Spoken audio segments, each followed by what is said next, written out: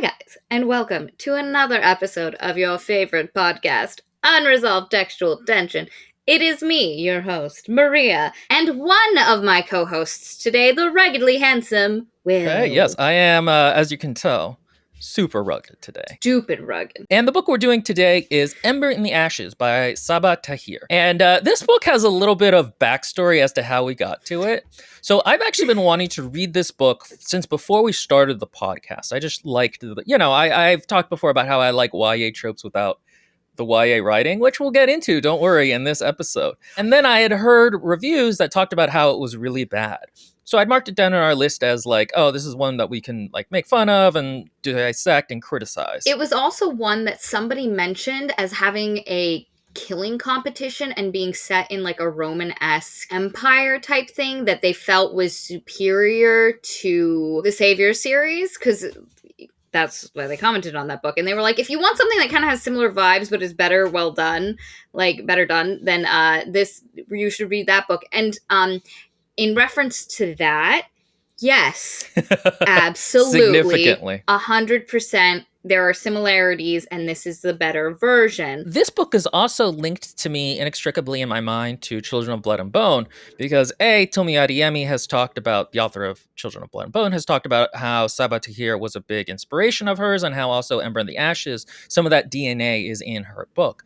And also because that was the video where I realized that really I shouldn't be reading YA because I'm going to just complain about it a lot. And so this book is interesting because it's a lot more competently written than Children of Blood and Bone. Like, it's better written. But it kind of, for me, bucks up against just the utter upper limits of YA tropes. And certain things I would argue are not YA about it that I have problems with. Like, they could have been fixed while keeping that YA core. But I think to a certain extent, it's just baked into the DNA. So that'll be interesting to talk about. But you have a very different relationship with YA. YA for me is like popcorn reading. It's fun. I don't think about it. A lot of the times I'll read a YA book. I'll enjoy it decently, and then I forget about it afterwards. And I can turn off, which I can't do for this. Like, when I read books for this, I have to be, because we are literally reviewing them. I can't just be like, oh, and then I read it, and then it was done, and oh, that was a good time. No, that's not what we're here for. It's serious business up in here. And also, I grew up on like YA, where I don't think Will did. Like, I was thinking about this. What YA did you read, you son of a bitch? Your mom was reading you Dune when you were 10. And the Iliad when I was 5, and the Pleiadian Chronicles when I was 4. That I did read a lot of YA, but I think I also kind of read a lot of smart YA. So like Garth Nix, for example, and Diana Wynne Jones, who is just like, she writes really, we need to do that for our nostalgia reads. I would argue that Diana Wynne Jones, a lot of her books are not actually, like, they're written for a young audience, but they do not have YA tropes. The way they are written is not very, like, and each of her books has a very unique feel. I always think about that one that I can't remember, about the girl who's dead, who's revisiting her family. And she can't figure out which sister she is. It was really, like, creepy, atmospheric, weird, the sense of mystery. And then you compare that against Howl's Moving Castle, which is what should be a romance, but is way more, like, it's not a comedy romance. It's not a YA romance. So I would like to revisit Diana Wynne Jones, because if that's where you're coming at YA from, it's not a good I think also YA has shifted in the time since I was young. So in the 1960s, YA was very different than it is now. I'm old, guys. It's the wrinkles. So even like just the shift to present tense, or not present tense, but like sort of present tense first person is not a thing that was really around when I was a kid. Nobody, like, there were some first person, but like the very specific Hunger Games style was not in vogue at the time. And so I do think there's been a shift. Like, even comparing, and I don't know if they were written at the same time, but I don't think so, Diana Wynne Jones to, oh my god, I'm blanking on her names. Turning into me. Pretty soon you'll be talking about lesbians a lot, and structure. Tamora Pierce. Sorry, I had to look at my bookshelf for that. I read a lot of Tamora Pierce. But even then, there is a difference between, like, Tamora Pierce's YA and then, like, the modern YA. And I really bridged the gap, because I have read YA the entire time. Like, I've just been reading YA. That's true. I did take almost a 10-year break from really reading a lot. And also, I kind of grew out of reading at like a certain age, where I just kind of had got into this, like, I don't really like what I'm reading. And then I went to fanfic for a while, and that like kind of ruined me. But yeah, so this was kind of an interesting one to revisit. I think it again solidifies some of my opinions about YA. What did you think of the book in general? It was fine. It wasn't badly written. Going into it, like, Will had heard reviews saying that this was going to be a shit show, and so I went in fully expecting shit showness. Like, I was ready for like Cyborg Tinkerer, the Savior's Champion, Sister at levels of not enjoying the reading experience. And it never happened. Like, there was never a point where I was like, ah, yes, the shit has been flung. And it was fine. Like, I read it. I was engaged. Like, I was like, oh, I'll flip the page. I was listening to an audiobook, so it was more like, I'll keep listening. There are definitely some issues where, like, it could have been better. Like, it is a perfectly fine, the word Will used was inoffensive book.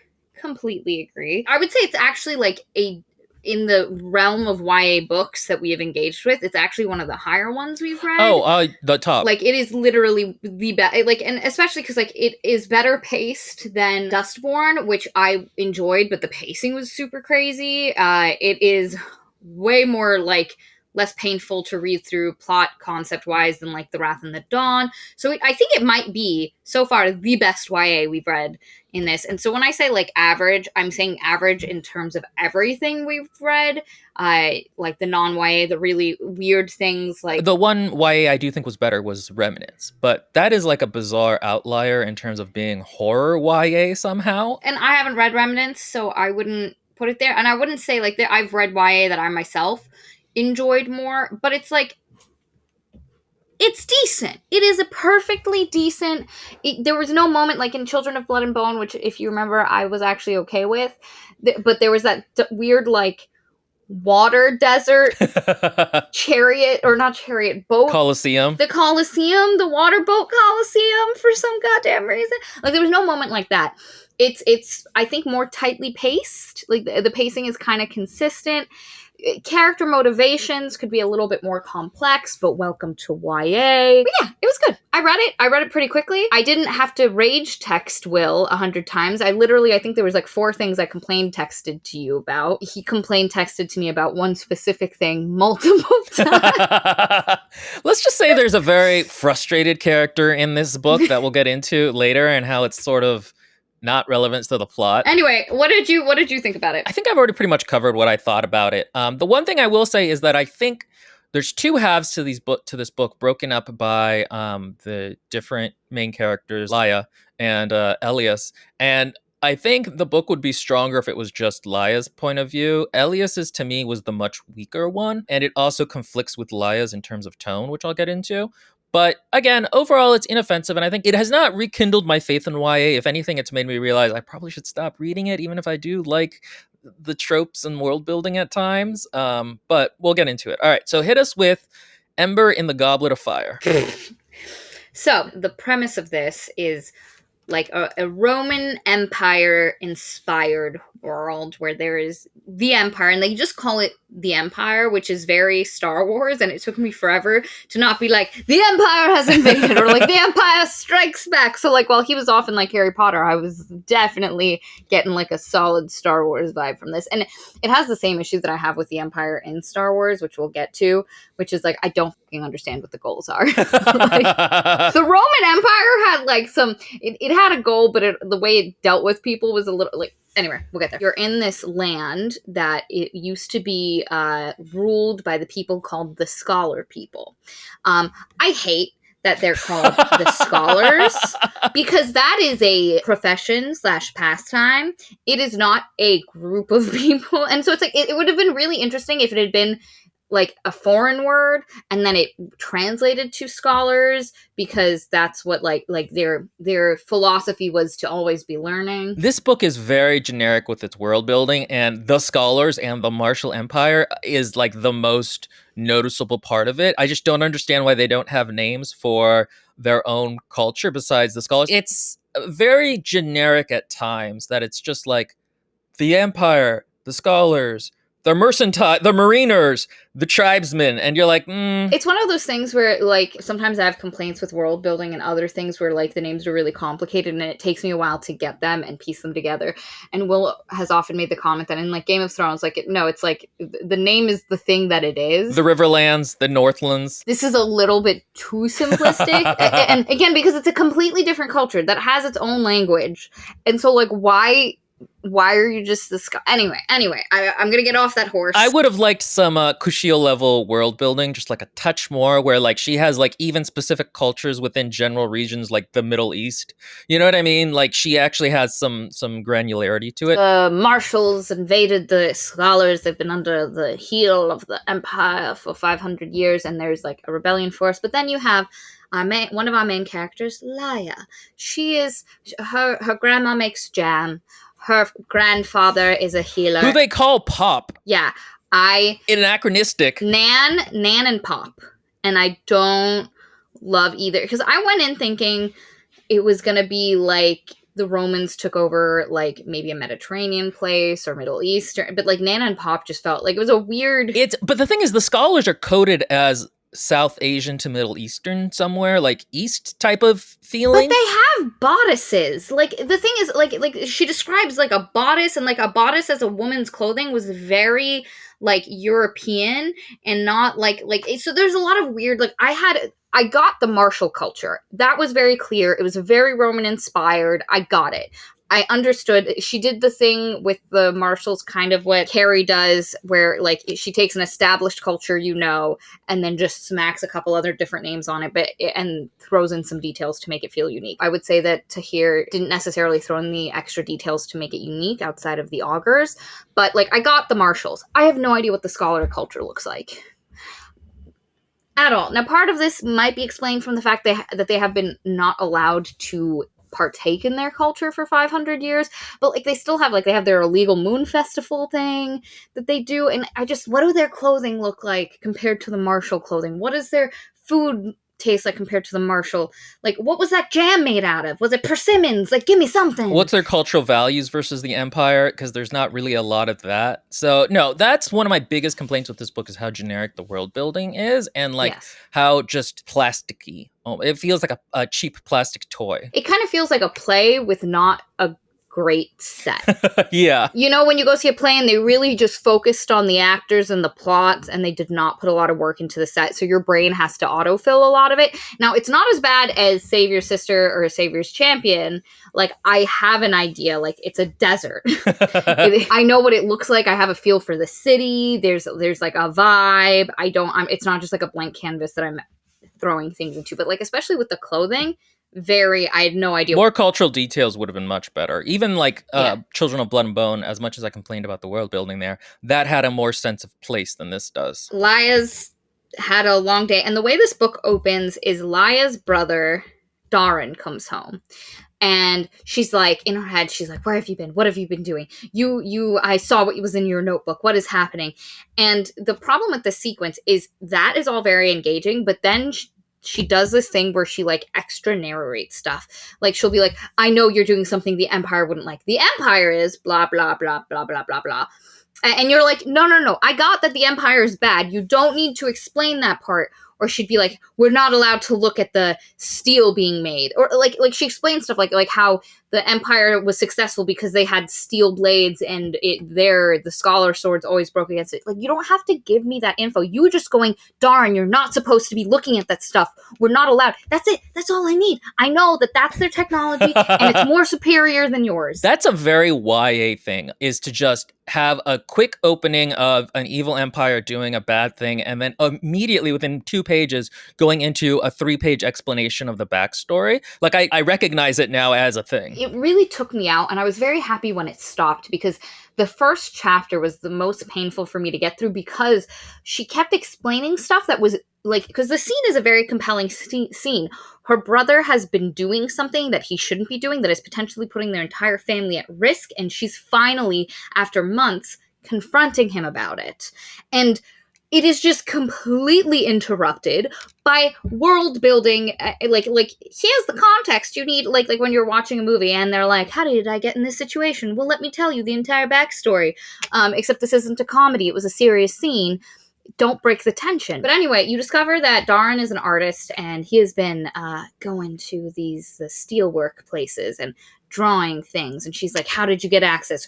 What are you doing? Her first theory is that he is working for the Empire, and why would he do that? That's really dumb. But then she's like, are you working for the rebellion? That's also terrible. And it's just like, and then she explains about the rebellion, and it's the weirdest opening. But eventually, during this scene, the marshals come. Like, the opening of this book is too, we're jumping into the action. I needed an actual scene with Nan and Pop, with everyone just chilling. Like, if they had started the book 4 hours earlier in the day. We've talked before about how Maria likes more setup and I like to hit to the action. But yeah, no, 4 hours earlier would have been really nice because this is too fast. Because Nan and Pop are about to die, and I don't give a shit about either of them except for the emotional impact. Because like it's literally, you have this conversation with Darn, and then it's like, oh no, the marshals are here, and Darn's like, I'm gonna hide this book. And then there's this guy called the Mask, and the Masks are these people that have this living silver medal that's just on their face. And at first I thought it was just a silver mask, but eventually it gets explained that like, nope, this is now it attached to the skin. And the Mask is like toying with them, and he was like, where's your book? And he was like, I don't know what you're talking about. And he was like, I'm gonna take your grandma's eye out. And Laia's like, it's in the bushes. And then they find his pictures, and basically they're like, how did you get this information? And he was like, I don't know, I'm not working with the rebellion. 2 of their guys found me, and like they asked me to work with them, and I said no, I don't know where they are. And he's like, I don't believe you, we're gonna take you for interrogation. And then he kills Grandma, or Nan and Pop. I hate it so much that he's called Pop. Again, their deaths are just really sudden, and they literally existed, even more than some of the other characters we've dealt with, to get fridged. A scene or two to paint, because you get an idea of who these people are a little bit, and the decisions they made taking care of these kids, and like where the kids' parents are a little bit later. And it would have been so much nicer to have a concrete scene and sense of who they were. But anyway, Laia escapes, so Darn is getting attacked by the Mask, and he was like, run, Laia, run. And she's like, okay, I'm gonna do a heckin' run. And then she's like, no, I should have stayed and fought and helped him, which is going to be a character motivation that will follow her forever. Even though this was absolutely the correct thing to do, she would have been dead otherwise. Well, that's the thing about Laia's character, is that she's very like nervous and doesn't believe in and insecure and doesn't believe in herself and thinks she's not brave in comparison to Darren and then her mother and father, which we learn about more later. And so that's kind of her growth throughout the book, is dealing with that. And I actually felt like that was a pretty good conflict and well described. It really was. And her character development, like I believed that the growth from the Laia we had at the beginning to the Laia we have at the end. Yeah. Like, I buy that. And it's the best character arc in the book. For sure, because the other main character's character arc is stupid. Anyway, who is our other main character? So Laia runs, and then you get introduced to Elias, who is the best student at the Martial Academy called Blackcliff, which is where like kids chosen at the age of 6 are taken from their families and brought here to become super soldiers Gestapo. Exactly. That's literally, because there's the normal marshals that are like the normal soldiers, and then there are the Masks who have the silvery thing. And it's literally like years and years. Blackcliff sucks. And you meet Elias literally planning for his escape from Blackcliff. He's literally hiding a bundle of goods so that he can escape after graduation. His friend Helene comes. And already I hate it. And we have to stop here because I hate that Elias already starts wanting to escape Blackcliff and the Empire as a whole and go off and do his own thing. It just feels very inauthentic to the world. Laia feels like an organic growth of her culture and the world, whereas Elias feels more to me like the author wanted him to be a good guy, and so he starts off the book as a good guy, and he doesn't really have any of the cultural values, and she does put in some work into explaining why, but in terms of his inner thoughts and interiority, he doesn't actually feel like he has like a conflict there. Or they're actually, for the most part, he just hates the Empire all the way through, and he actually doesn't even hate it. He just is completely apart from it, and you wonder how he made it through like 10 years of Blackcliff, including killing a bunch of people, and then was just like, hey, I'm Audi 500. I was thinking about this because Will and I were talking about it, and I'm basically going to give you some information that we get later which is that Elias was not raised when he was born amongst the Empire. His mother, who we will eventually meet, and is one of, I think, the weakest points in this book, abandoned him in the tribe lands, and he was raised by like a tribesman community for the first 6 years of his life. So he did not consider himself a part of the Empire. It was very much in the periphery of his existence. But again, he was only 6. I think this book would have worked because, like, then the augurs come, take him, and now he's in Blackcliff trying to survive. So he had a really good, happy childhood prior, which made all the misery afterwards all the work. And I think it would have worked better if they had made him, and I think this would have made his, like, feeling apart from everyone even better, if instead of being 6 years old like everybody else, the augurs finally found him when he was older. So, like, maybe he was 10 when he was brought into Blackcliff, and everybody else was 6. And, like, he bonded with Helene because, so Helene is his best friend. And he ends up bonding with Helene because she's the only other person who is an odd man out because she's a girl. Yes, you know what? That makes a lot of sense. Part of the problem is his role at Blackcliff is I'm the super cool captain guy, and I'm super best at everything, and I'm a cool dude. And so if he was more of an outcast, I think that would work better. I think if there was more grappling with liking parts of the Empire or the sense of family he got from his grandfather, or even like the martial spirit of all the trainees. I would have really liked it if he liked the martial, like he was okay with the martial culture itself, because he does have a really good relationship with his grandfather. He has no relationship with his mother. Again, she literally abandoned him as a newborn baby. She's a raging bitch. She's also like the principal of the school, so like great times had by all, and she actively like fucks with him because she doesn't want him to be alive. But he has a really good relationship with his maternal grandfather, because when he's brought to Blackcliff, he realizes he is the grandson of one of the most powerful political figures in the like his family is one of the first houses, like as far as aristocratic connection, he got it in spades. The victorious line is like famous. It would have been really, I think, given him a little bit, because he likes his grandfather and he has a good relationship and he wants to make his grandfather proud, but like that's about it.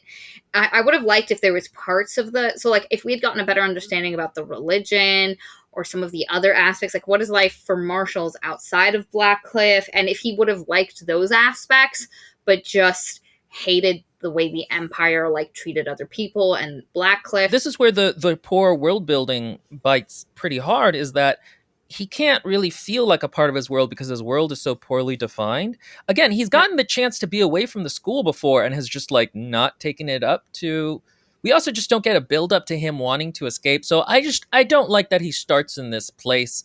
And I think that an arc to kind of grow into wanting to escape more would have been a lot stronger, even if it would have created plot logistical problems. I would have liked if his arc was starting with, because there's a way you also could have done this, because eventually there's a death competition of who's going to become the new emperor, and I would have liked if he started by wanting to run away, but then decided to take the trials as an opportunity to actively change things. Like, no, I'm going to fix it.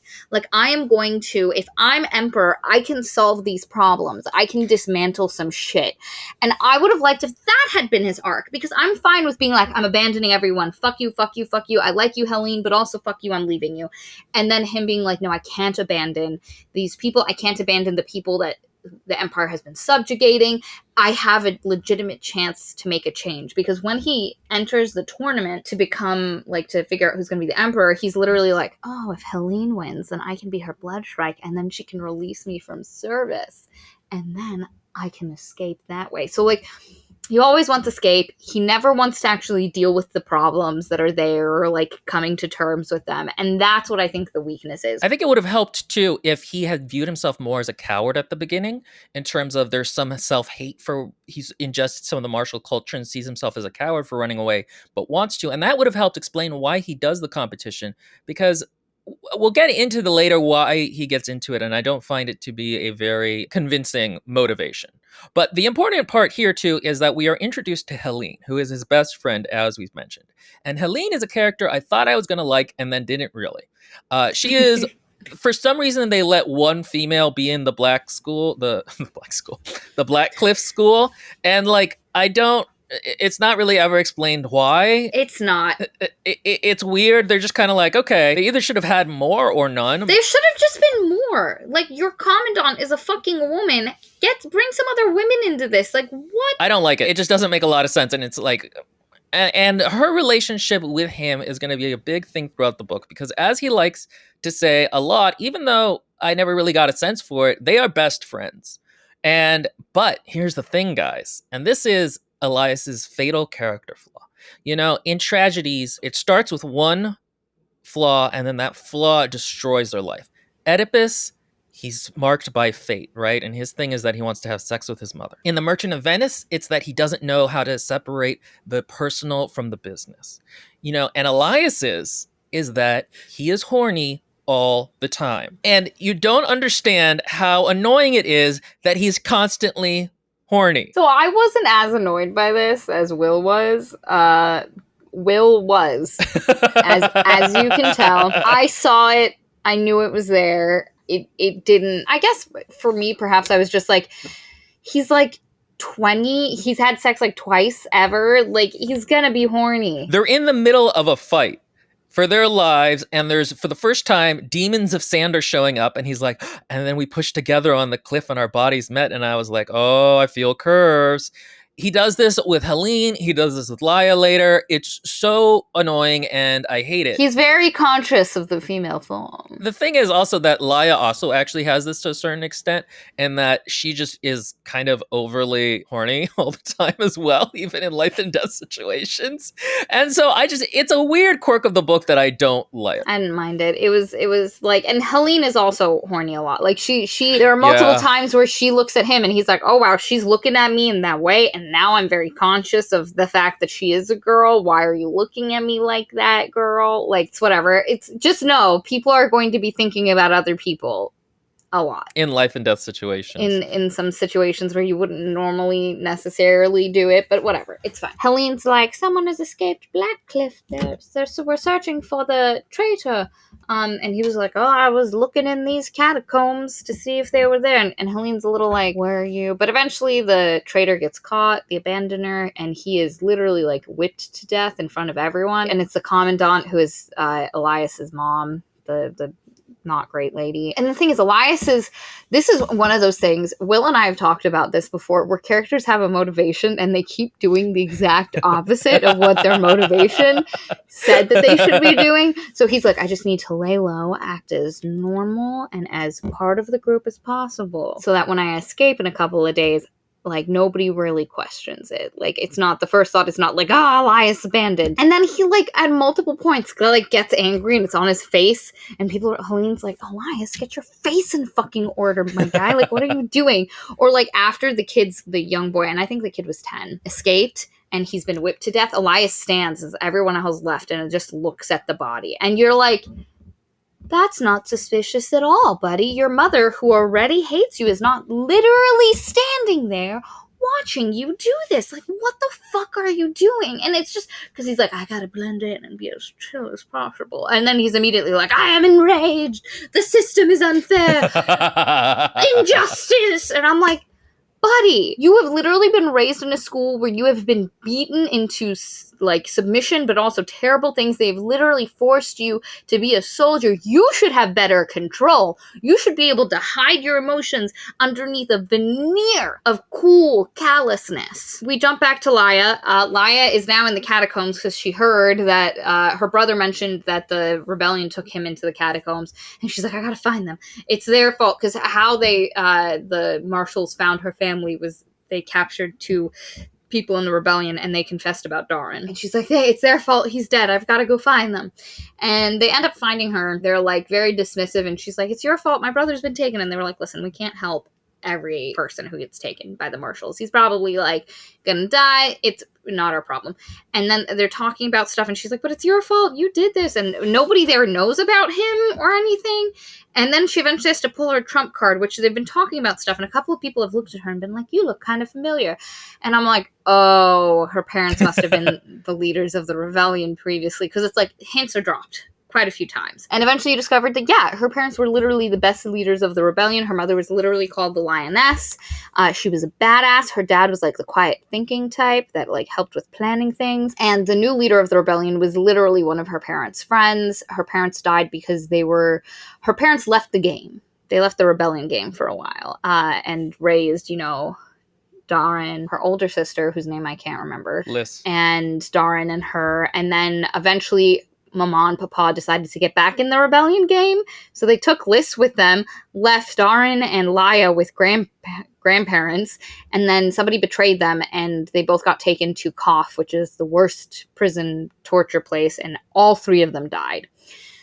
Or so you think. Oh, yes. No. It's not at all theories. given away very unsubtly in this Theories. book what happened to their mother. And she's like, my mother was the lioness and blah, blah, blah, and wah, wah, wah. And she sees a tattoo on the one guy, and she's like, my dad did that. He designed it, and he tattooed that on you. And he's like, oh, shit.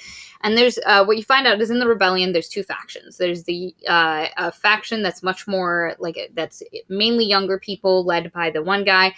And then there's this faction of older people who were led by the Lioness and Laia's dad. And there's a split, as far as what they should be doing, how they should be handling things. Following the tradition of generic naming, she literally keeps calling one of them the faction leader, and other people use the term faction leader, which feels very anachronistic. And the other faction is just called the fighters, and it's like, also they're called the resistance or the rebellion. And I'm like, again, very generic naming. Why don't you have a name for this, like Sons of the Scholar or Children of the Scholars? Yeah, exactly. And it's literally just the resistance, the rebellion, and the empire. Like, were we inspired by Star Wars? Were we like, I'm gonna do Star Wars? That's one of my problems with the book, honestly, is it feels extremely tropey, both in terms of the plot and the world. So this is kind of an interesting question, which is how much of that is owed to it being YA and how much to the author just not being competent? Because I think in terms of the plot, that is more okay for YA.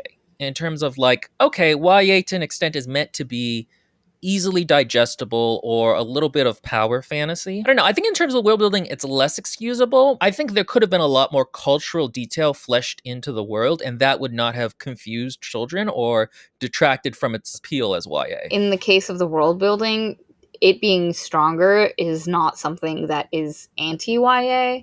Like, I've read YA that has a really strong sense of world building, and I don't think saying, like, I just wanted to call them scholars because it's easier for, like, 13-year-olds to digest is an adequate, like, I wouldn't say that at all. I would say that's legitimately just something that could have been done better. What I would say is, like, the tropey aspects is like the way the romance is expressed, the consciousness of people being male and female in life and death situations, the very like evil empire and the rebellion trying to rebel against it, like all of that. I would say like the tropey aspects are 100% like ingrained in the YA. Yeah, I think that makes sense. The weaker world building, nah. So she is basically given the mission of, hey, if you want us to get your brother, you got to go into Blackcliff and you got to pretend to be a slave there, but you got to be careful because the commandant is absolutely horrible. We need information about the trials, when they're like what they're going to be, when they're happening, as much detail as you can get. Commandant's slaves don't live long. She just killed one in like 4 weeks or like 2 months, whatever it was. We'll get you in. If you get us information, we'll help rescue Darin, because he's like, I'm not going to risk that amount of man force if we're not getting something back. And she brings up this thing, and it's something that I wish would have been explored more, which is the code of honor by which the scholars are supposed to live by, and by which the rebellion, when it was run by her parents, were run by. And she like calls them on it, and she's like, where is your whatever that word was for the code of honor?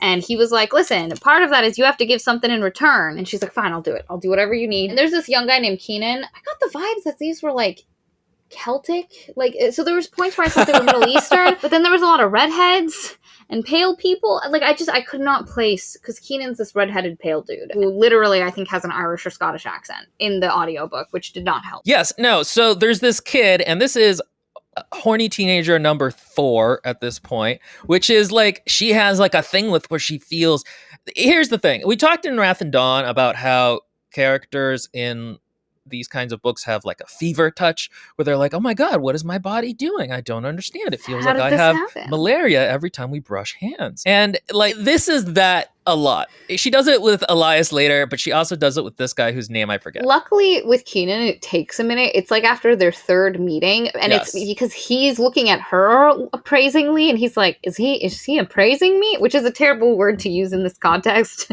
because appraisal has like connotations. But anyway, that's literally how it goes. They take her to a slaver who sells her to the commandant, and then she's a slave. And immediately it doesn't go well because the one slave girl, who they call Kitchen Girl, because at one point the commandant's like, what's your name?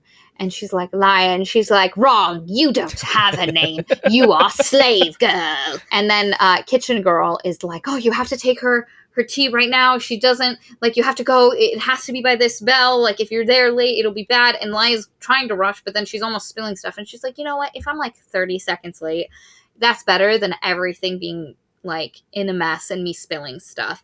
And then the commandant like beats her. We should talk about the Commandant, because the Commandant is the bluntest instrument of a character. She's a complete cold psychopath, and she feels completely not like a real person in the world.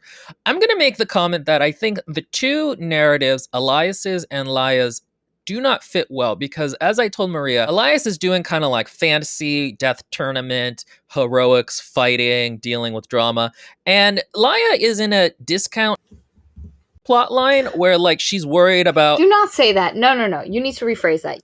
The Commandant to me feels like a discount version of the Commander from Schindler's List, where she's like a less complicated version of that character, who like that character, like he felt like a real shitty person in the ways that like he was worrying about his cold while other people were like, there's a lot of great details in that movie of how he's just a horrible person, but he also feels like a real person. The Commandant doesn't feel like a real person. She literally feels like, I am just the most evil person in the world, and I'm evil to everyone equally too, which is a very odd thing. She doesn't feel like a martial supremacist. And so the plot lines between Elias and Laia feel very mismatched, because Elias is doing heroic fighting. He's dealing with like challenges. He's dealing with all these problems with his girlfriend. Meanwhile, Laia is worried about losing her limbs, her eyes. She gets branded at one point. And like the two don't really feel equal in terms of weight. You have the two plot lines, and basically I'm gonna like give you the basic idea of what happens with Elias. I'm going to give you the basic idea of what happens with her, and then talk about like the success or whatever. So with Elias, he's getting ready to graduate. His plan was to escape after graduation, because nobody escapes after graduation. Everybody's trying to escape Blackcliff because it sucks. Once you get to escape, you're a free agent. You just have to, like, when they call you and they're like, hey, I need you to go capture this person and kill them, you just go do it. But besides that, you can have kids, you can get married, which is really weird because you now have a silver thing. Like, there's this living silver plate that, like, attaches itself to you and, like, tries to get into your skin. But Elias takes his off all the time, so it hasn't actually, like, everybody else's. Like, Helene, like, when she talks, her lips, like, and if you kissed Helene, you would be kissing silver. Like, she can't take hers off. It is literally part of her skin now. Elias's isn't like that, and it's constantly brought up. His plan was to wait until after graduation, because everybody goes like on celebration binges, and people might be missing for a few days, and it's pretty normal. And so he plans to escape then.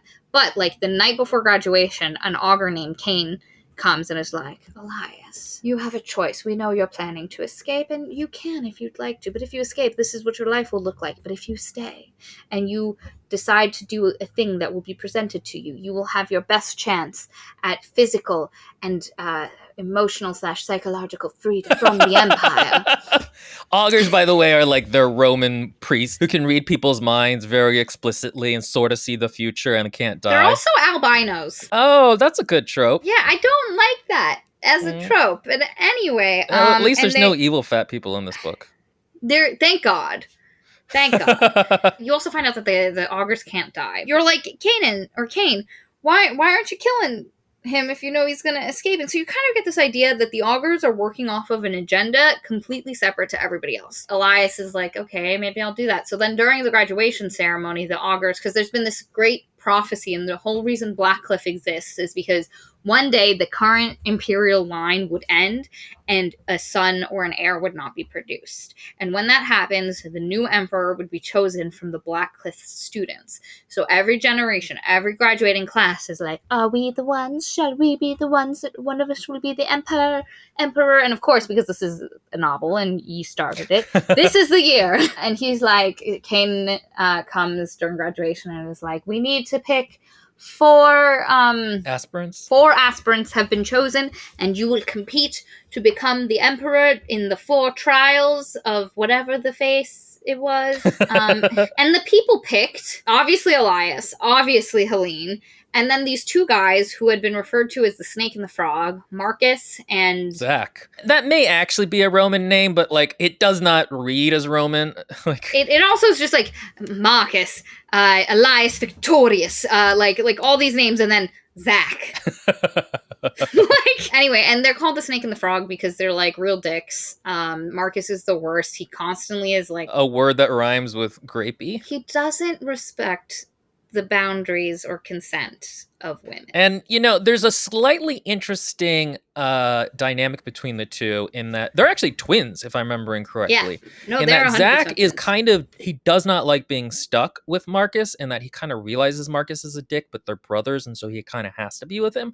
But it's actually not explored more than that. And Zach as a character is wasted later in the story, which I'll talk about. Because there was that moment where you're like, ooh, Zach, there's more to you than meets the eye. And like Zach likes Helene, like genuinely has a crush on Helene, but Marcus is constantly being a huge creep to Helene. Yeah, unnecessarily. This is one of the tropey things that just like throws me out of the book because it's so like, oh, also, like, trigger warning, if you read this book, there is sexual assault. There is a scene that gets very, very close to like the full Monty of it all. If that is something that is not for you, you also might want to, like, I don't know, skip at, like, we'll mention, I don't know if we'll actually even go into that because it's not a super important probably to the plot scene, not. Which is another reason, like, it shouldn't have been there. If it's not like super integral to the plot, why are we putting that in things? Again, Laia is dealing with like really serious issues, and Elias is like, but does Helene want to be my girlfriend or not? What's the situation? Are we a fish? But the thing is, like, he doesn't want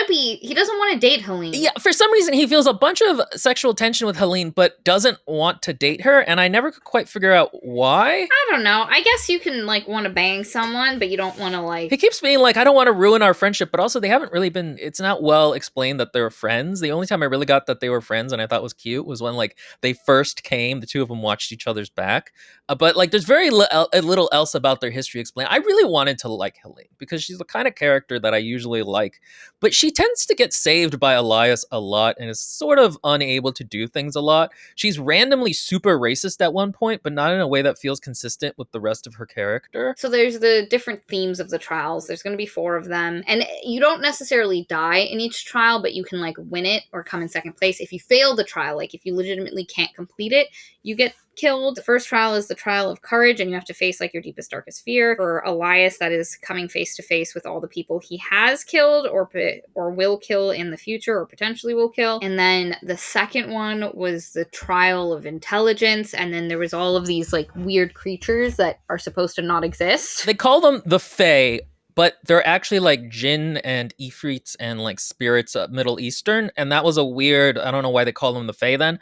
But also, we need to talk about how perfunctory the magic system is in this book, in that there is magic. Nobody believes in it, but then something magical will happen and it'll be like, oh, it was magic. There's this origin story for this entire fucking situation that is brought up in, like, the last third of the book that should have been the opening of the book. Yes, that actually would have been more interesting, because this is also one of those books where, like, the characters and plot are doing one thing, but they're actually part of a much bigger game. And I kind of dislike the disconnect between people's motivation, because, like, later, you know, this is going to become an epic fantasy where they have to defeat a Sauron-like figure here called the Nightbringer. And I was like, but, like, how does that connect really to... I don't know, because I haven't read the sequels, but, like, to me, it feels like it's going to be kind of inorganic to go from, I want to save my brother, to, we need to save the world from the dark guy. It's just really bizarre, because, like, the setup, at the end of this book, they're not even like, we need to save the dark, like, we need to save the world from the dark guy yet. It's still, we need to save my brother. Like... that's how this book still ends. Like, it's no one is like taking up their swords and like we must and what it is, and I'll tell you guys, is that there were a long time ago, there were like ifrits and jinn and ghouls and stuff were around regularly, but the ifrits kept all the other fae in check, and they were really smart, really cool, and they had like cool and amazing knowledge and technology. And the scholar people were like a really successful empire / group of people, and they were like, we want the knowledge of the ifrits, give it to us. And the ifrit king was like, nah, I'm not going to. You guys don't regulate well. And so then the scholars changed from wanting all the knowledge of because like for a while they just spoke to jinn and ghouls and other people, and they started getting info and stuff from them. But then they were like, no, now we need to kill the ifrits because they know more than us. So they went from being like, we'd like to learn from you, to now we'd like to kill you. And they made it their life's goal to destroy all the ifrits. And they like used a different magic to seal all the ifrits in this glen of trees, except for the ifrit king, who escaped but is now on a quest for vengeance against the destruction of his people. And he created the martial empire originally by giving them power. Yeah, he gave them steel. He taught them how to make steel. Which is why the scholars had never been able to rebel in 500 years. And I would like to point out how stupid this is and shows a lack of world building, because they're like, well, we can never win because their steel will always break our steel. And it's like, really, guys? No technologically inferior people have ever been able to run a successful guerrilla campaign against an empire. Like, it's very odd that, like, that is the thing you know what it is? It's very, like, fantasy writer logic. It's not historical writer logic. Subjugation of the scholar people is literally this masterwork of this Ifrit king, who's the Nightbringer, who also now needs the martial emperor to die so he can enact the second part of his revenge, which is, I think, to destroy the glen where all the trees are, to maybe free his people, or like finally wipe out the scholar people, and the martial empire didn't actually wipe them out. Like, I don't know. The commandant, Elias's evil mom, is working with that guy. We should mention that in the other plot line, Laia is doing like spy things. She's trying to figure out a way into the place. She's trying to figure out what the actual challenges are going to be and when they're going to be, and she like has to deal with the commandant again, being just this super evil person with weird magic powers that is unexplained. At one point, the commandant carves in a brand into her neck. Okay, so here's the other problem. Laia and Elias's plot lines do not really connect for the first 2/3 of the book. They see each other at like 2 points, but they're not integrated. This is not a case where like they're having to deal with each other. They're both kind of doing separate things in the same location. I felt like that was sort of a weak part of the book. I actually would have preferred if, instead of having moments of like, I saw her in the desert and I took care of her, but also her supple form, she's so hot, but she doesn't know she's hot. Instead of those moments, if like they had literally sort of been like extras in each other's storyline, where like they're like, whatever, a girl passed who looked like whatever. That to me, I think would have grounded the world and made it feel a little less tropey and a little more real. Back to Elias's plotline, which I'm barely going to touch on how Laia initially integrates, because he does the first challenge. Before the first challenge, he goes to his mom's house, and that's where he sees Laia for the first time. The second challenge, they're fighting the Ifrits. Again, having the ghouls and the jinn and the Ifrits show up would have made way more sense if we had opened with the tale of the formation of the Nightbringer and his quest for vengeance, because then you would have been like, these things actually exist, instead of them being mythological things that now people are fighting but they didn't think actually existed. And basically, in the challenge for intelligence, he has to figure out what their weaknesses are. Him and Helene deal with that. He ends up getting really injured after that challenge. He remembers that if Ifrits don't like singing, so she sings to scare the Ifrits away, and then he's really injured. She saves him by singing to him in his hospital room, and it heals him, and they realize, oh shit, Helene got magic powers. The marshals are not here for magic powers from anyone besides the augurs, and they would kill her. So like you end up, and like Will said, she has this like racist moment where at first she's like, if I was emperor, I'd try and make things better for the scholars, which makes like Elias think she's like kind of on the same team as him. And then later she was like, no, we took over them. Like, they deserve to be beneath us. I just was going to make their living conditions a little bit better. Like, What are you doing? Yeah, Elias sees Laia sneaking out to meet the resistance or whatever, and he knows like, okay, I cannot rat on her because if I do, she'll die. Like the commandant will kill her.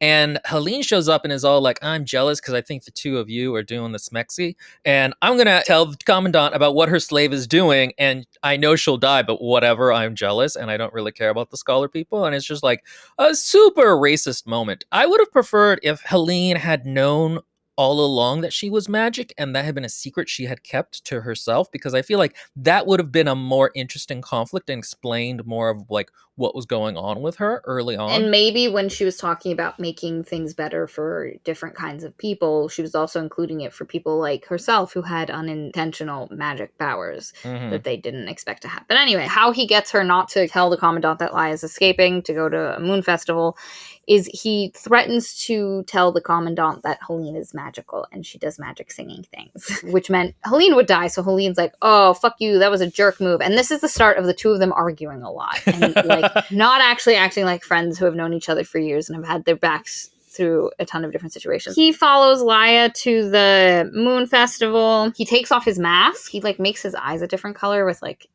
worms would or something. Laia's like, wow, there's this attractive tribesman boy looking at me, and he's kind of cute. But then Keenan comes. She has a moment with Keenan. Anyway, Elias has this fun date. He dances with Laia, has a good time. He goes back. The third trial is, I thought it was going to be something way different. And even when it started, they have to fight each other in sets of two, and they pair Elias against Helene and Marcus against Zach. And also their platoons that they have, who they all know each other. Like Helene's platoon has a bunch of Elias's friends that he's known, grown up with, loves. His platoon has a lot of people Helene knows and a lot of people that Helene's platoon know. Like they're all friends.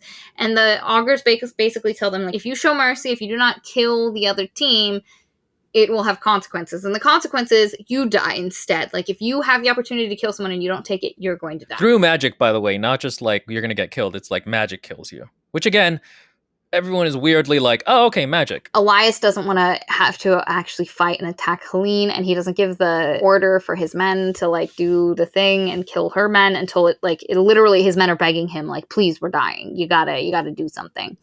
And then he fights Helene, and there's a moment where, like, they're angry. And, like, he goes to stab her, and he would have stabbed her, except she had a living metal, like, silver thing. Mithril. Like, mithril, but, like, attached to her skin. He stabs her, the scene cuts, you come back, and it's Augur Kane coming in and being like, Aspirant Aquila, you're wearing armor, and I specifically said no one is allowed to wear armor during this challenge. Forfeit.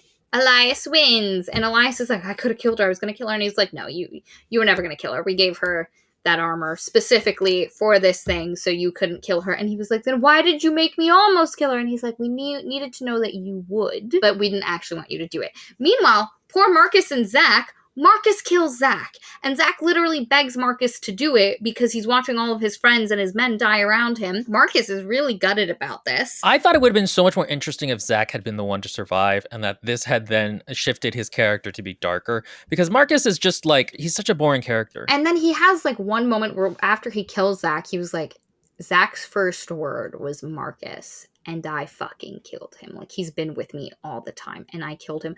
But you didn't have to kill Aquila. Why didn't you have to kill? And you think, oh, perhaps this will be a character growth moment for Marcus. But no, after this scene ends, he's, like, normal but worse afterwards. I would have liked if Zach had been kind of the smarter one of the two and kind of, like, more morally ambiguous, and then this was a change to make him darker instead of just like, yeah. I'm gonna cut to Laia's point of view because the two plots are finally converging. Laia is doing her sneaky sneaks. She becomes friends with the other slave girl who's called Kitchen Girl, who she finds out her name is Izzy. There's this cook who has a really scarred up face and a fucked up voice. And you find out, like, Cook very quickly is like, you're part of the resistance, aren't you? You're gonna get yourself killed. And she was like, once there was a woman who was part of the resistance who infiltrated as a spy, and the commandant found her and cut up her face and made her swallow hot coals. So, maybe don't do that. Like, don't be in the resistance. And Cook is very clearly her mother, because Laia keeps saying how, like, oh, there's something familiar in her eyes. And then when Cook talks about the lioness who was Laia's mother, she's like, when she talks about Laia's father, she's like, oh, he was an okay dude, but kind of like, a little misguided. But the mom, she was such a dumb bitch. She put people in danger. She fucked shit up, and you're like, oh, this is probably her mom. Cook really loves Izzy and has been kind of like surrogate mother to Izzy, but in like they have to avoid, like at one point the commandant asks Laia, oh, have you made any friends? And Laia's like, I don't have any friends, I'm a slave. And she asks this so that if you say that someone is your friend, then if you do something wrong she can torture you. So like Izzy is missing an eye because one time the cook angered the commandant, and she literally took like 5-year-old Lizzie's eye out. She's trying to get information. One of the things Cook keeps telling her is ask them how they have their information. What the fuck do they know? Don't trust them out of hand. Like you got to be smarter about this. And she like gives them information. They're really like the main guy who's in charge of the resistance is really like flippant about the information, and she basically gives them really like solid information. And he was like, okay, we've got to do this, we've got to do our plan. And then he's like, Laia, you have to find a way into Blackcliff, and that's how we're going to save your brother, because he's now at this other prison that is like the backup security for Blackcliff. So if somebody attacks Blackcliff, everyone will leave that place, go into Blackcliff, and then we'll be able to rescue your brother. And she's like, okay, I'm gonna do it. This whole thing happens where she finds a secret tunnel. Izzy and her find a secret tunnel that Marcus and Zach were using. A very uncomfortable scene happens there. Laia almost dies. Elias is heckin' concerned to the point where he's like, because the commandant won't send her to a physician, but she needs a physician. And so he's like, Helene, go sing to her. Go sing to her. And eventually Helene does it and like saves Laia, and Laia realizes it and is like, oh, that was kind of weird. Elias is a little bit of a dick to Helene because she's trying to tell him that she saved Laia's life, and he's being like, oh, are you still being a dick letting innocent people die, you dick? And you're like, can you guys just have a conversation?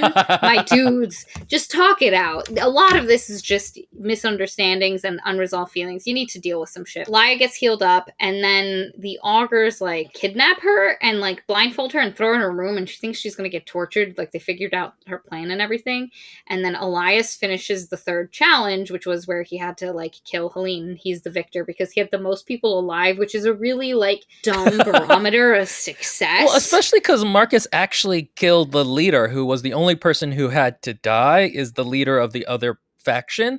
So it's odd that like he won it, but again, protagonist syndrome. And the augurs are playing fast and loose. They have a specific way that they'd like this to go, and they're supporting that in like these covert sneaky, like the augurs remind me of like those like older aunties who are like chattering and plotting, like, and they're like, oh, these two are a cute couple, let's put them in a room together and see how it, like, that's what the augurs give me the vibes of. Like they take themselves very seriously, but they're literally just like fucking with shit. That's so funny, but true. Anyway, and so they're like, and now you shall go into your room and have your reward. And you're like, oh my god, it's Laia. The augurs threw her into his bedroom, and he goes in, and there's Laia. Her clothes are all ripped up, and she's like, oh, there's so much skin, and he's like, oh, there's so much skin. She had discovered that Elias was the guy that she danced with, like the night she danced with him at the Moon Festival, and since then she's been really like, he's tricking me, he's doing something. But also he's so hot. They have like a conversation. You learn more about Elias growing up, what his life was like as part of the tribe. They like humanize to each other a little bit, and basically they're stuck with each other in this room until dawn, and they talk and like become a little bit closer. Dawn comes, and he's like, because she took a knife of his, he was going to grab one of she was going to grab one of his sims, which I hate as a term. Is it a scimitar? Is it a sword? What the fuck are we using? What is a sim? I hate it so much. Even more than Pop. She was going to grab one of his sims, and he was like, nah, take the knife. It'll be more useful. And so, like, she's like, you're just going to give it to me? And he was like, yeah. You want to kill me, that's fine. They end up talking. They have a good time. She takes his knife with him. They make out at one point. Yeah. Oh, yeah. The kiss. Like, and it's really hot. And then he was like, I am so sorry. You are literally a slave. I have absolutely, like, I am definitely in more power in this situation. It's a moment that feels very fanficky, and I'm not opposed to moments that feel very fanficky, but to me, the relationship did not warrant this moment in terms of like, I was not shipping them in my head, and so like for this to happen, I'm like, if I liked these characters more, I shipped her and Keenan more. I could not understand why he had an Irish accent, like a really thick Irish accent. Oh, during that conversation that they had the whole night, he mentioned that the prison where they said her brother was in, she found out that it's not the like backup security for Blackcliff. Blackcliff is its own security. they would never, it's like, it's a prison where they send like petty criminals. So if he's there, he's going to be released in a couple of days. And I was like, why the fuck did what's his face lie to me? And she ends up asking Cook about it, and Cook explains as well. And then Cook tells her that story about the Afrit King as the Nightbringer. And also I should mention, when Laia was spying, she heard the commandant one night talking to someone, and she like pokes her head, like she goes outside and pokes her head out a window, and she spies, and she sees the commandant talking to this giant shadowy magical figure who referred to himself as the Nightbringer.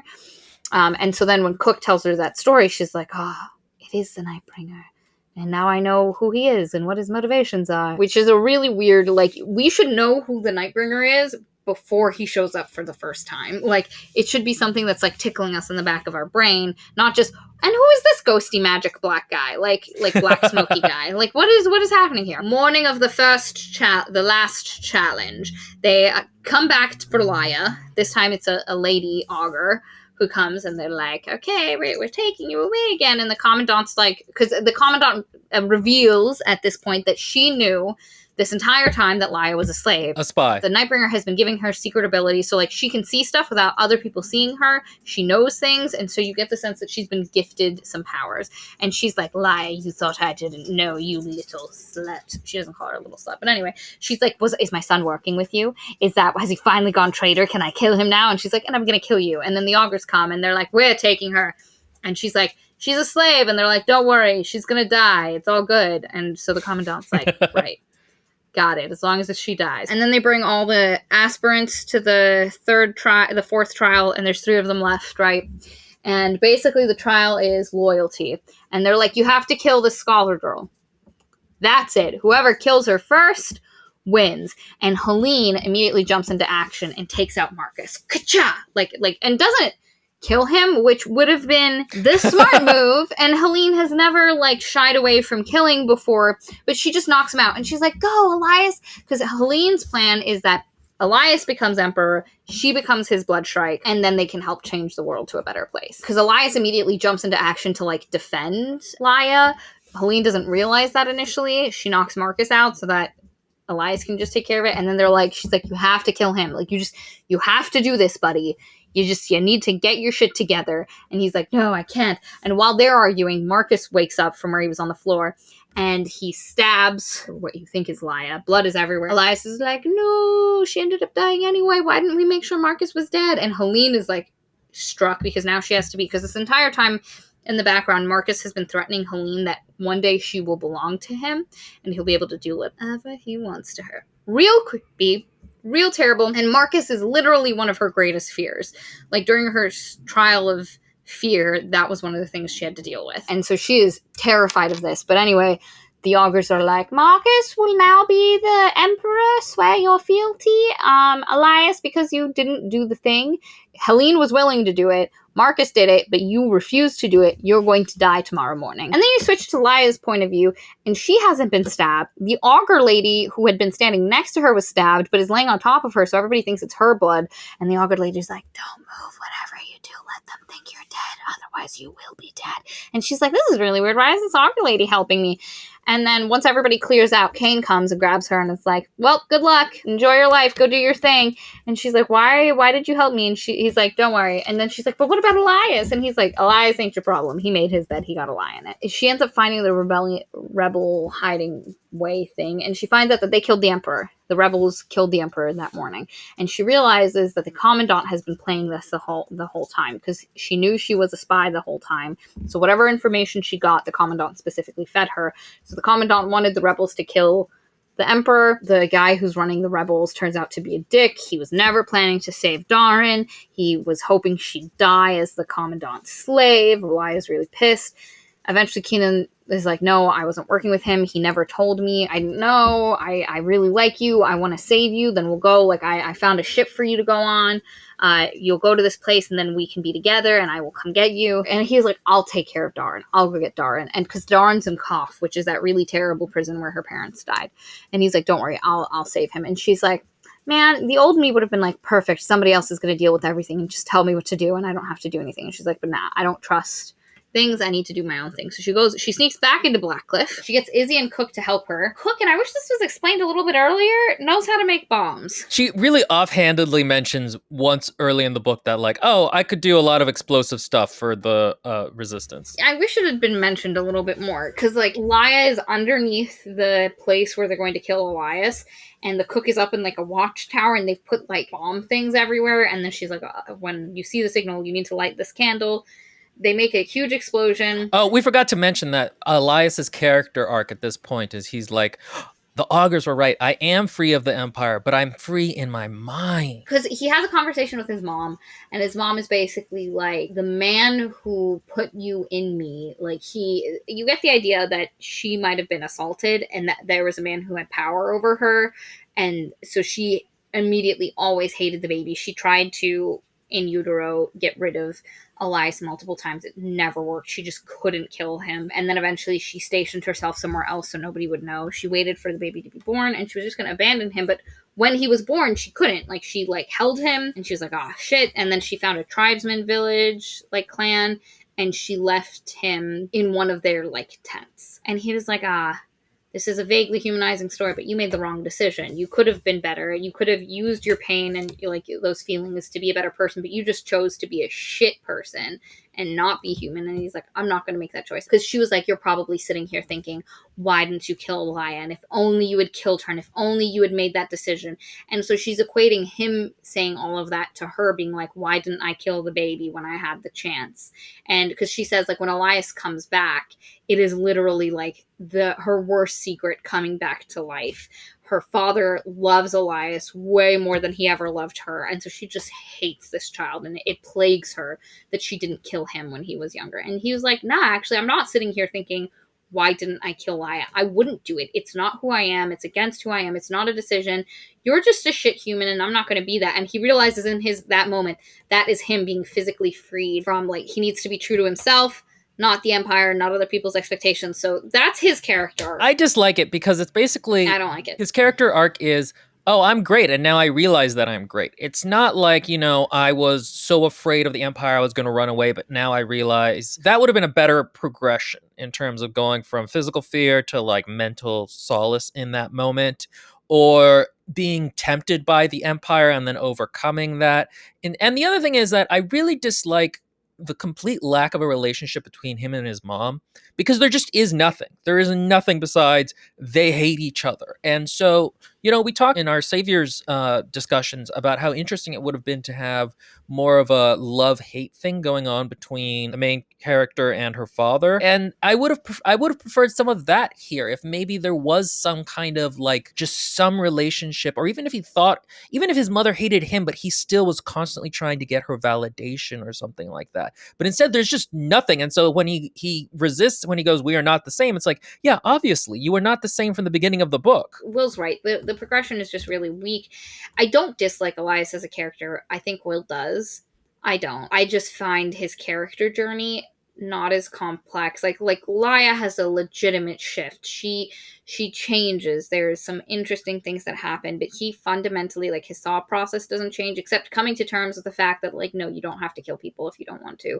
You can be true to yourself. It's like him having a realization about himself vaguely, but all of his other beliefs about the Empire or the world around him are still valid. It's not like a big, like, Laia's shifts changes how she reacts to things, and, like, this changes this one conversation with his mother. And also he's like, now, like, yes, I can die happily because this will be my bodily freedom. I've had my mental freedom. Now I shall bodily escape through death. Oh, and at one point he could kill Marcus and doesn't. He's just like, I wanted you to know I could kill you, but I won't. And it's like, okay, but, like, you just said he was going to be a terrible emperor, and he, like, is completely unsuited for it. And now you're just going to let him be emperor because and, you think you're going to die anyway. You've come to terms with dying, and you're happy to die now. Take him out as well. Like, then maybe Helene would get to be emperor, and she wouldn't get to be, like, his slave for years. Like, it was just a weird choice. I don't like, they should have either not included him being able to kill Marcus and almost killing Marcus, or he should have killed him, one or the other. Marcus decides as his new emperor that Helene will be the person to deliver the killing stroke. As the sword is coming down, that's when the explosion happens, and the bottom of the platform that he's on sinks in, which like helps him escape the blade. Everybody else is knocked out. Laia gets him and is like, listen, we gotta go. I have a proposition for you. You've been to Koth. Help me get in. Help me save my brother. And then you get to be free and you get your life and everything will be dandy. And he's like, oh, I do get to eventually just escape the Empire and do my own thing. So again, that goal of escaping and just escaping and abandoning everything is literally the same thing at the end of this book for him. And Laia is still just saving her brother. And it's weird because now we have two characters on one quest. Like, so that when the book ends, you have two characters about to embark on one quest, which is to save Darin. But Elias has no stake in this game. Like, this entire setup is all about Laia and Laia righting the wrongs in her life. Elias has nothing to do with it. He's just a tool to get it done. And so it's really weird because, like, it's not like he's like, I'm going to come back and save Helene and save the people. Like, no, that's not at all what he's thinking. The connection between, because you know that the climax of the second book has to be the Nightbringer and dealing with the whatever plot the Nightbringer is under and involved killing Marcus. And I think the Nightbringer's plan, I think, is that if Marcus was the new emperor, he could have Marcus finally actually wipe out the scholars. Like, yeah, I think so. Full on exterminate. And the commandant is like here for it. And again, you never understand why the commandant hates the scholars so much. Like, maybe the man who assaulted her was this? Like, you don't. She is not really a character. She's kind No. of just a bunch of viciousness in a boring way. It's probably one of the weakest parts of the book, especially with how integrated it is with everything else. I actually liked the climax. I liked Laia's plan. I really enjoyed a lot of Laia's plot line and stuff like that. And so I liked her being like, nah, bitch, I've got the knife you gave me against your throat. We're gonna go save my brother. You're gonna do what I want. You get your freedom. And you get the sense, because like the augurs basically tell you, because as they're getting ready to escape, so he goes back to his room because there's a tunnel from his room out into this other place from when he was planning to escape, and they're like getting ready, and then Helene's knocking on the door, and she's like, listen, Elias, let me in. I'm not gonna kill you, even though I swore allegiance to Marcus. Let me in. And basically what Helene tells him is that the augurs told her to join this competition, and whoever won to absolutely swear allegiance to that person, because there was going to be an opportunity, there was going to be a point where Elias was going to die, but if she swore allegiance and did whatever she was told to do, she'd be able to save him. And it was because she's the person bringing the sword down, it didn't hit his neck in time to behead him. And also, like, now she can save. And so she basically says, like, that's why this happened. Like, I did this knowing I was trying to save your life. And it's just like, I wish we would have gotten, like, because you knew that Helene had her own plan that she was working towards, but you weren't really sure, besides, you know, like, I'll get to be your blood strike, what it was. And she was like, but if we meet again in the future, we're enemies. I'm helping you now, but if we meet again in the future, we're enemies. So you know there's going to be a climax with that. But yes, and that's where the book ends. They escape. It's funny, because describing the book has made me dislike it more. It's, again, I think it's mostly inoffensive, and I think I just don't like how tropey it is. I don't like how tropey some of the characters are, and I don't like how vacant the world building is and how generic. And I think all those things hold it back from being a better book and making the moments hit. Again, though, I thought it was better than, like, Children of Blood and Bone, which had a lot more confusing areas to me. Like, there were just parts that didn't work well, like you said, the boat coliseum in the middle of a desert. Some of the cultural stuff there didn't feel very good. I think the characters had even less chemistry than these did. The pacing here is much more coherent than it was in, like, Wrath in the Dawn. Like, the plotting is also more coherent than Wrath in the Dawn. Dustborn's pacing was so off. This is much more consistent. Character romances are way, like, the one thing is this, because this never ends, like, nobody is in a relationship. Nobody has said the words I love you to each other. Some teenagers got hot and bothered and, like, made out when they were trapped in a room together for hours. Like, that's it. Like, besides, no, Keenan does say, like, after his being her handler, like, hey, I'd like to, like, be with you. And bone you. Like, in Blood and Bone, the romance there was, like, really intense, really fast, and, like, they were They were a thing. Oh yeah, no, that was so bad. And they're not a thing in this. Like they're like in the vicinity of thingness, but they're not a thing. No one is a thing. And so I think the romance is better done, like, again, because it's not a romance. It's just heading towards romancehood. It's much more competent than a lot of the other books we've read that had like really fundamental like issues with what their core thing is. But I wouldn't say there was anything that it did super spectacularly. Like nothing was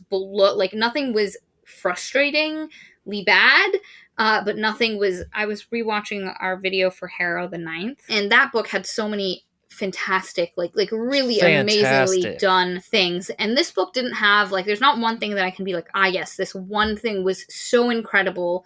It's not trying to do anything super new, but it also is not doing anything really badly, except for the villain. I mean, it does do some things poorly, but they don't detract as a whole enough to drag it down. Iron Widow and Children of Blood and Bone are books that I don't really understand the popularity of. This book I understand the popularity of. Like, I understand this is a power fantasy for certain people. I understand that it's very engaging in certain ways. If you're into the romance, it's a good start. Like, if this is a dynamic you like. Yeah, that's true. If you're shipping the characters already, there are some good moments between it.